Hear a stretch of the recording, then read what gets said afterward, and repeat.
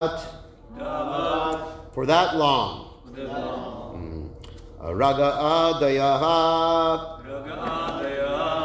Material attachment and so on. Stenaha. Thieves. Tavat. For that long.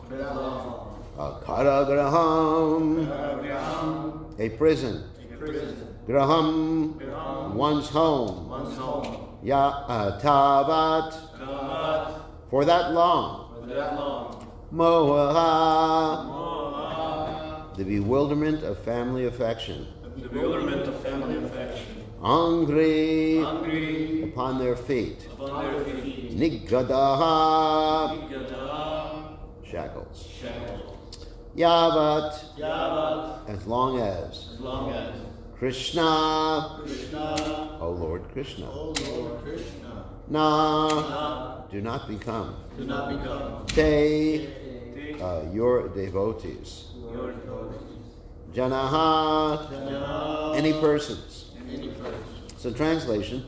My dear Lord Krishna, until people become your devotees, their material attachments and desires remain thieves, their homes remain prisons, and their affectionate feelings for their family members remain foot shackles.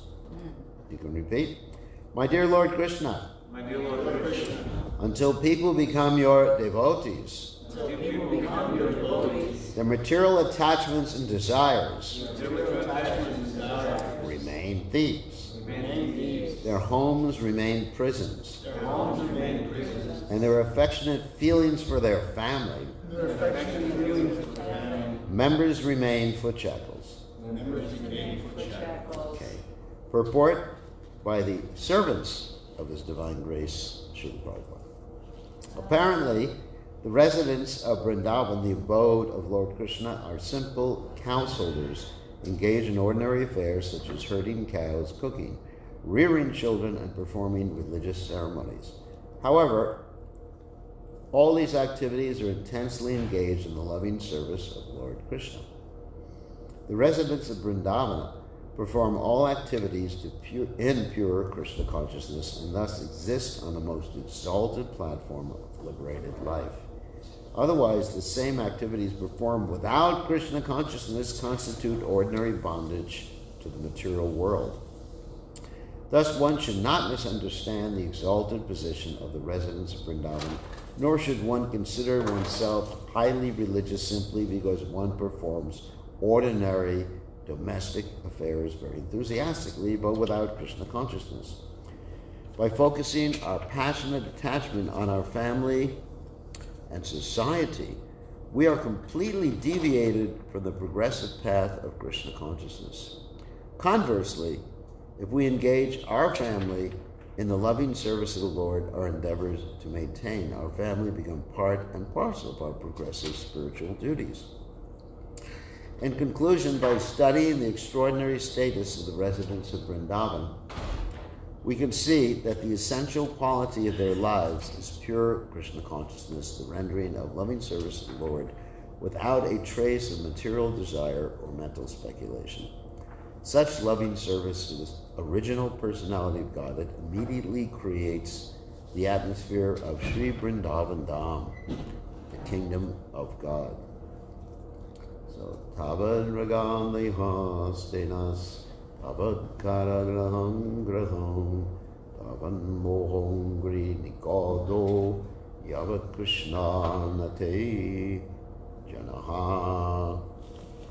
So, Om Ganat Timidanda Shah, Prananjana Shlakaya, Chakshud and Meditam, Yena Tasmai, Shigure Maha. So, we are going again to read Sanatana Goswami's commentary that has been translated and commented on by Gopi Pranadhana Prabhu in the Brihad Bhagavatamrita for the same verse. And then after that, we're going to read the commentaries of the great acharyas like Vishwanath Chakravarti Thakur, Rupa Goswami, Jiva Goswami, etc.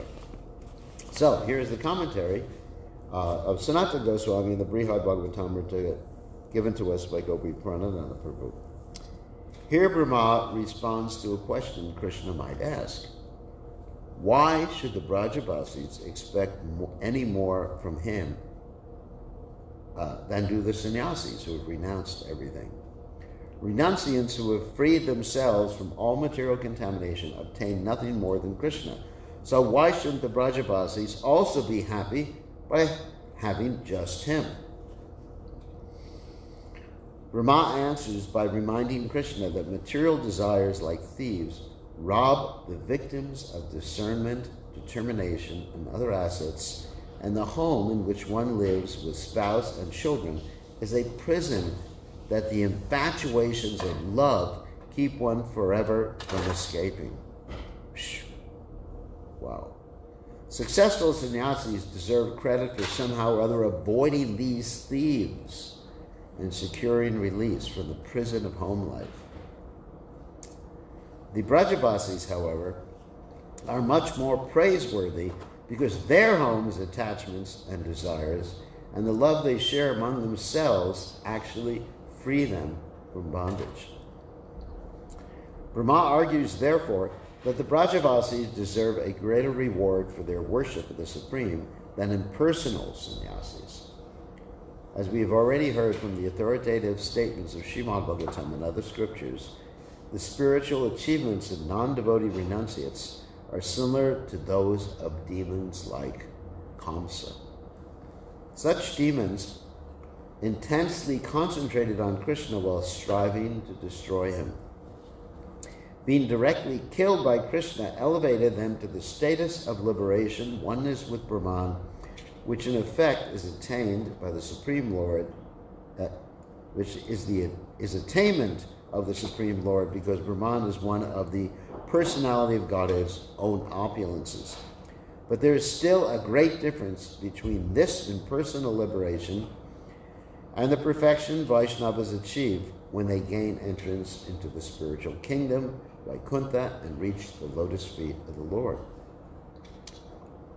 Brahma's apparently simple prayer can be understood in several different ways. One is that Brahma is answering a potential doubt about why the Brajabasis, full as they are with attachments and desires, are more praiseworthy than more exemplary Vaishnavas who are renounced both in their external behavior and in the core of their hearts. Here Brahma argues that although material attachments corrupt anyone who has not developed a personal relationship with Krishna, Krishna's devotees have learned the value of devotional service to him, and so they dovetail those same attachments in a spiritually constructive way. Without devotion for Krishna, strict sannyasis practice renunciation in vain, because ultimately none of their disciplines will bear the desired fruit. Most likely the results of their labor will be pride and self-delusion. In contrast, the unlimited desires held by every devotee of Krishna can never be satiated, for those desires are all in relationship with Krishna. In particular, the Brajabasis never feel they have had enough of Krishna. Brahma's statement can also be understood as a response to Krishna's suggestion that by sharing with the Brajabasis the enjoyment of unique loving exchanges, Krishna can repay them for their devotion. As Brahma points out, as long as one does not become Krishna's devotee, one remains in bondage. Thus, Krishna has a more important reason for coming to this world than just to enjoy with his friends. He displays varieties of captivating attachments and desires because he wants to entice all living beings to enter his devotional service.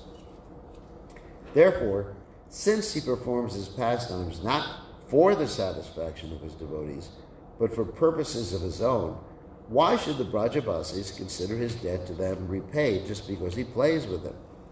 Still another explanation of Brahma's statement, when one reads its grammar differently, is that Krishna will be anxious until everyone in the universe becomes his devotee. Until then, Krishna's attachments and desires will be Krishna's attachments and desires will be like thieves that rob him of a mental equilibrium and self-satisfaction. That's interesting. Until then, let me just read this sentence again. Until then, Krishna's attachments and desires will be like thieves that rob him of his mental equilibrium and self-satisfaction. And his abodes in Vaikuntha and elsewhere will be like prisons, because the company of those who constantly live with him will restrict his freedom. Let me read that again. That's quite deep. Let me begin with this previous sentence. Therefore, since he performs his pastimes not for the satisfaction of his devotees, but for purposes of his own, why should the Brajavasis consider his debt to them repaid just because he plays with them? Still another explanation of Brahma's statement, when one reads its grammar differently, is that Krishna will be anxious until everyone in the universe becomes his devotee. In other words, this is actually pointed out in the Brihad Bhagavatamrita,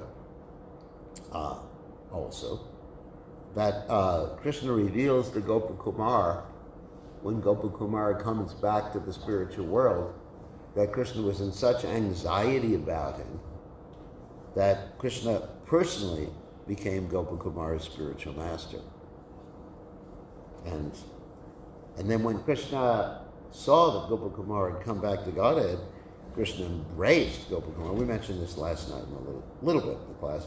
Krishna embraced Gopakumar and he fainted. And all of Krishna's associates thought that Gopakumar might be a demon,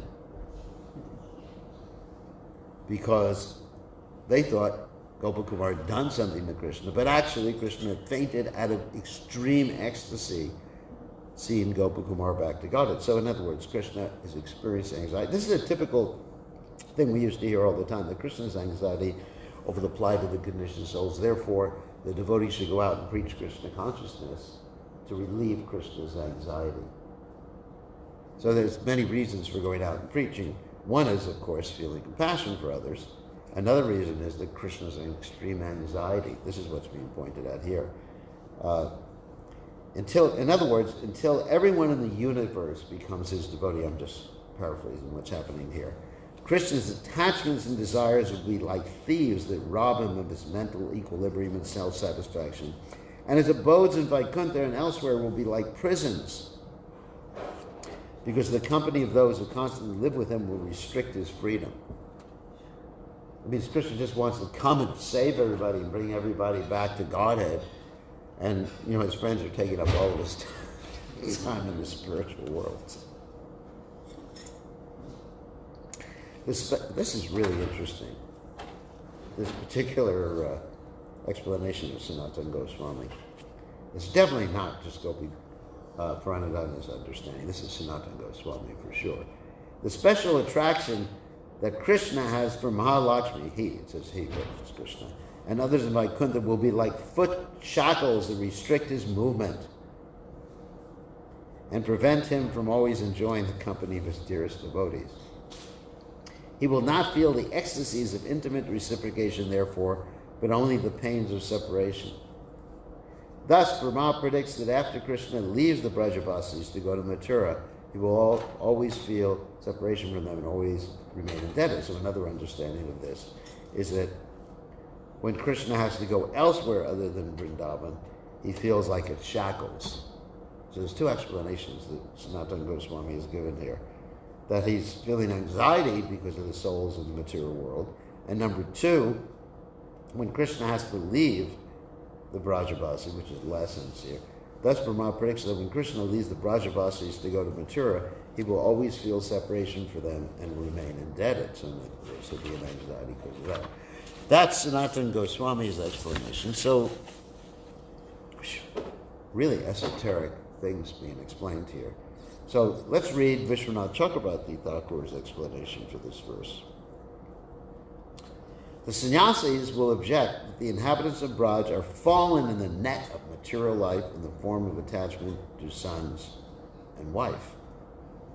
And of course we understand the principle of Yukta Vairagya instead of Falgu Vairagya. If one can engage something in Krishna's service, then that is renunciation. That is real renunciation, not giving up anything. So However, what to speak of the householders of Braj, even your ordinary devotees in other places are superior to the sannyasis.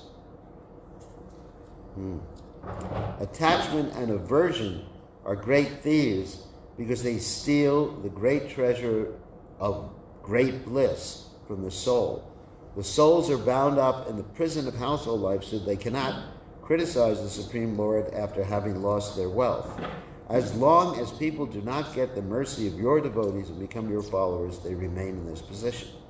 When they become your devotees and develop attachment for bhakti and aversion for things obstructing bhakti, they become absorbed in you. These thieves, attraction and repulsion, expecting to grasp the great treasure of unlimited knowledge and bliss when they become fixed in you, give up their bad qualities and instead do good service to others. The house, which is a prison, by performance of pious and impious activities binding them up, becomes a means of attaining the eternal Dhamma through activities of serving you and singing your glories. Yukta Vairagya again. When the jiva becomes a devotee of Krishna, then the bewilderment, moha, from objects, formerly wife and sons, become causes of the expression anubhavas of prema. Wow. How can the sannyasis compare to this? My son Sanat Kumar has said the following to show the inferiority of such people and the superiority of the devotee.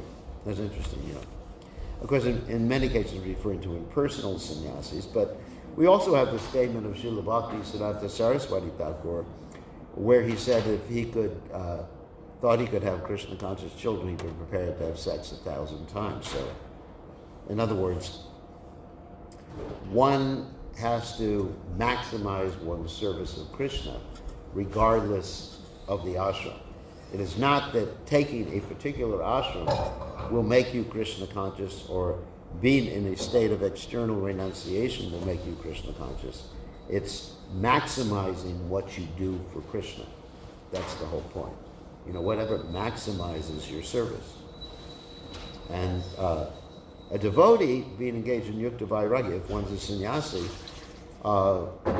one should also try to maximize his service. I was just listening to a class of Srila Prabhupada's this morning when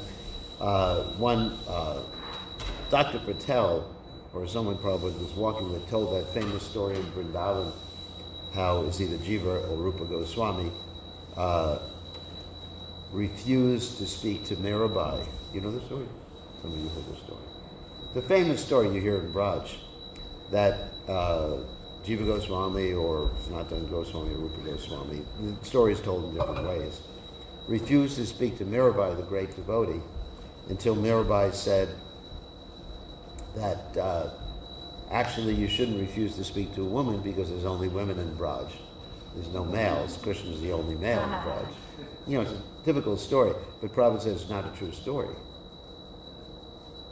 He said because Jiva Goswami or Rupa Goswami, they would not refuse to speak to a lady if the lady was a devotee. Why would they refuse? And Prabhupada gave the example, or a devotee with Prabhupada gave the example, and Prabhupada corroborated the example of when Lord Chaitanya Mahaprabhu was going to see Lord Jagannath, a lady climbed up on his shoulders. An older lady, of course, not a young girl. And his servant, Govinda, said, "Get down from there, lady." I'm just paraphrasing. And Lord Chaitanya said to his servant, "You're an Adivash, you're a low-class person. She's more enthusiastic to see Lord Jagannath than me." So Lord Chaitanya actually chastised his servant and wasn't upset with the lady. It's interesting. And the lady was standing, you know, on Lord Chaitanya Mahaprabhu's shoulders or something like that. Can you imagine? I think I would get pretty upset. If I was going to see the deities and then just lady started standing on my shoulders, I go, "Ah! Get out of here." You know, anyway.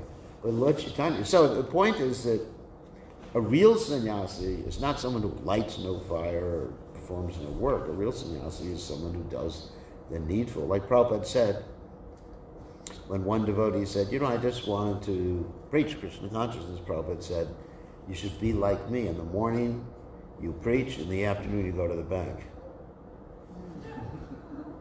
Prabhupada gave that example. I'll continue with the purport here. The ocean of nescience is very difficult to cross because it is infested with many dangerous sharks. Although those who are non-devotees undergo severe austerities and penances to cross that ocean, we recommend that you simply take shelter of the lotus feet of the Lord, which are like boats for crossing the ocean.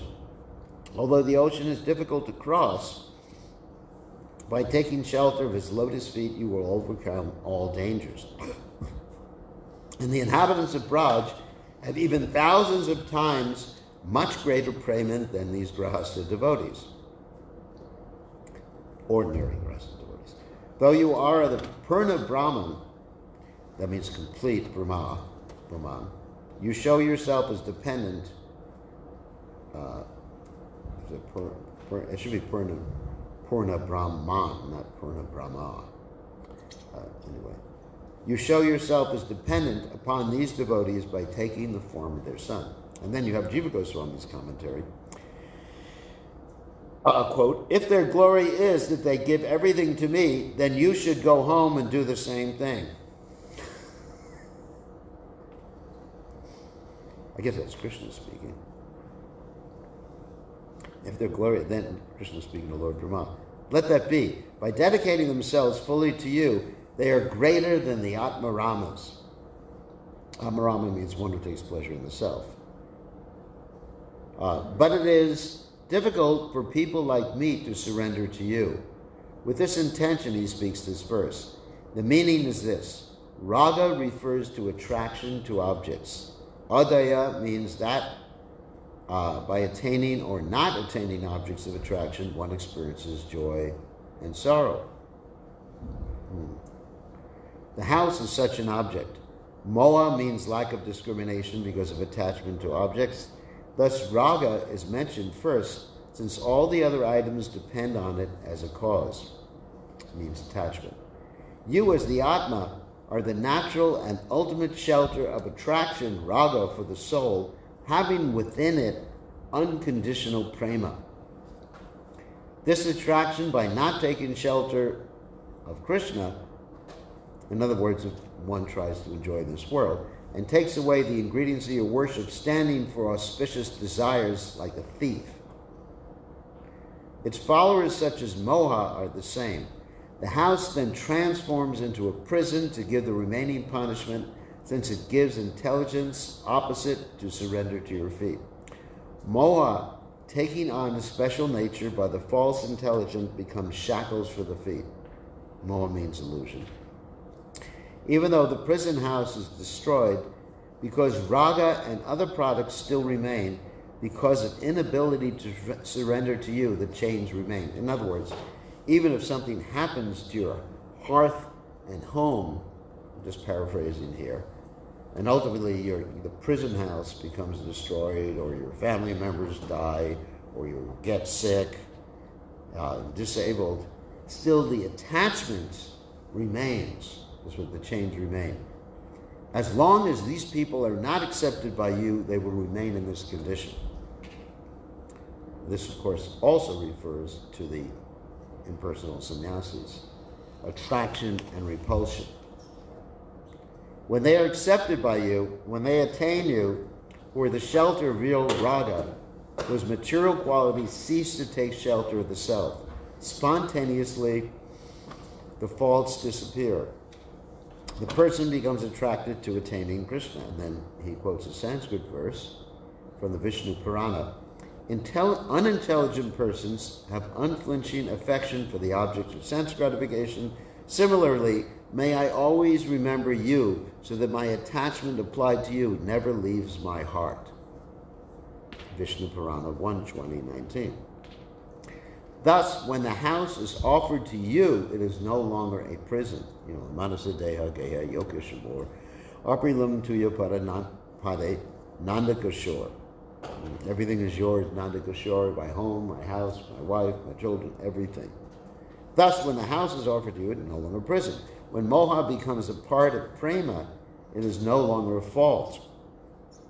And Lord Kapila Deva explains this. He says the same attachment that one has from materialistic persons, if that attachment is focused on devotees, that attachment becomes the cause of one's liberation or one's pure Krishna consciousness. It's not that we give up attachment, the same attachment, when it's focused on the proper object.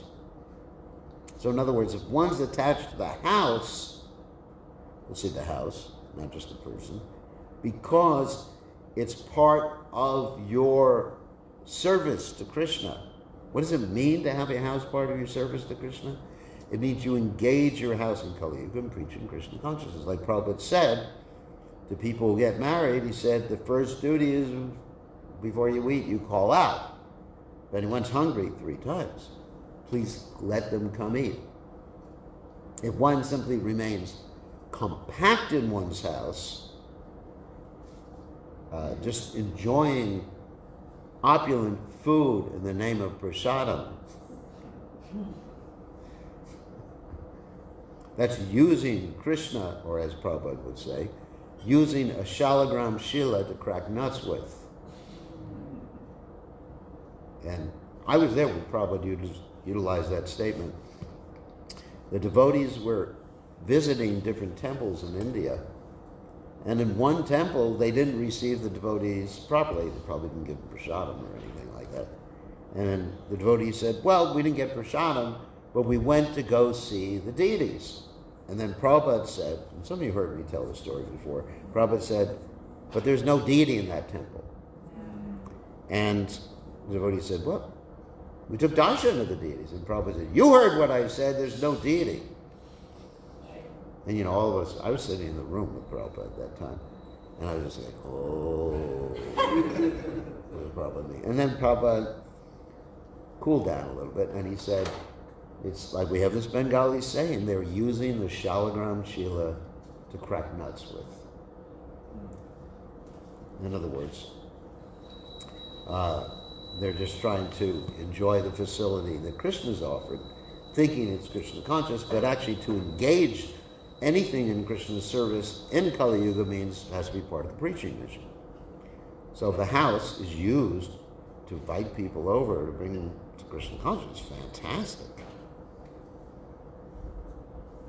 But the house is just used to hold your little children, rockabye, whatever, on the treetop, as the song goes. Then it's just Maya. So, in other words, Yukta Vairagya means to use everything in Kali Yuga for serving Krishna and preaching. The people of Braj are the crest jewels of soul surrendered to you. How can people like me who touch the dust from their feet, desiring, this is Lord Brahma, desiring to attain something, attain a position like them? Or, and here's Krishna again speaking, or they constantly serve me, although I cannot repay them. They are also faulty then. O Krishna, attractor of all hearts, as long as they do not become your people and they do not attain your service, the devotees have natural desires for eating, etc., while remembering you. Thus their houses become like prisons when they sleep and forget you. They then become overcome with moha out of extreme suffering. So I'm trying to unpack this. In other words, until people completely surrender to Krishna, and while they maintain their desires, then there's some mixture there when they sleep. Or they have raga for you. The places of your pastimes become their prisons. They faint in prema, and this gives them suffering. There's another angle of vision. It's interesting how many angles of vision are presented by the acharyas. This happens as long as they do not attain service to you. Though they faint, since they have surrendered to you, the people of Braj have no fault at all. Whew. Take a long time to unpack this whole purport. So, Sanatana Goswami's commentary. Adaya means anger and other emotions. The anger of the devotees, however, becomes part of bhakti. That doesn't mean our anger is always part of bhakti. By scolding the fools, the devotees lead them to deliverance. O Krishna, directly the Supreme Lord, if their properties are for themselves, how is their attachment for enjoying matter, their welcoming guests, and showing affection to each other viewed? It is not seen as belonging to you, not te. O Krishna, who gives complete bliss, to that extent they offer respects to you, not te. A little complicated here. Attachment becomes a thief, which by its nature steals the gems of discrimination, determination, and other good qualities. Adya indicates that on attaining this, one develops anger, etc. Bhagavad Gita philosophy. Attachment, contemplating sense objects, one becomes attached and get angry. The house and conduct of a householder causes suffering by restriction like a prison. Mutual affection, moha, causes lack of independence, like shackles on the feet. The meaning is this: devotees nourish their bhakti by attachment to things they offer to the Lord. They spread bhakti by anger at persons engaged in not serving the Lord. That doesn't mean that when we go out and we start getting angry with everybody, we hate the sins, not the sinners. None of these. We have to be careful about taking this out of context. As householders, they show compassion for all beings by serving the devotees. But this will not happen until they become devotees. And here's Krishna speaking. If they serve me constantly, though I cannot reward them the highest goal, is it wrong? And here's the reply. O Krishna, attractor of all hearts, as long as they do not become people of Braj, Jana, dedicated to your service, Natejana, dancing and singing with attachment, Raghadaya, they will be like thieves causing disturbance. The house will cause grief like prison. False affection for devotees, moha, we're talking about false affection for devotees will be chains in the feet, causing lack of independence.